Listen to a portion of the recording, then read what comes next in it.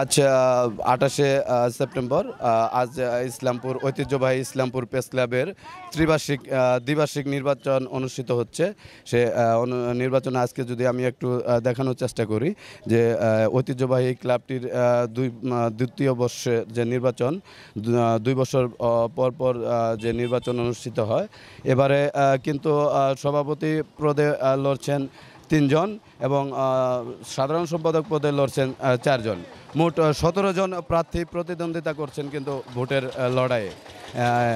1985 সালে প্রতিষ্ঠিত এই ঐতিহ্যবাহী ক্লাবটি এ পর্যন্ত প্রতিষ্ঠাকাল থেকে এ পর্যন্ত জনকল্যাণে এবং মানব কল্যাণে বস্তুনিষ্ঠ সংবাদ পরিবেশন করে আসছে এবং সামাজিক যতগুলো কাজ আছে সেই কাজগুলোতেও কিন্তু এই সম্পৃক্ততা রয়েছে এই ঐতিহ্যবাহী ক্লাবটিতে।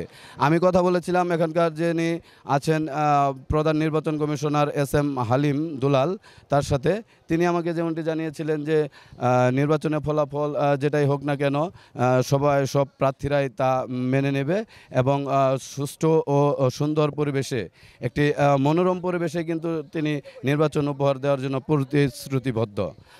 এই জামালপুরের ইসলামপুরের যে ঐতিহ্যবাহী প্রেস ক্লাবটি রয়েছে সেই প্রেস ক্লাবের এই মুহূর্তে চলছে ভোট গ্রহণ।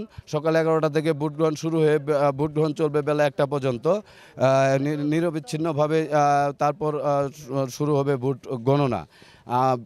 জামালপুর ইসলামপুরের প্রেস ক্লাবের ঐতিহ্যবাহী প্রেস ক্লাবের নির্বাচন নিয়েই ছিল আমার কাছে সর্বশেষ তথ্য।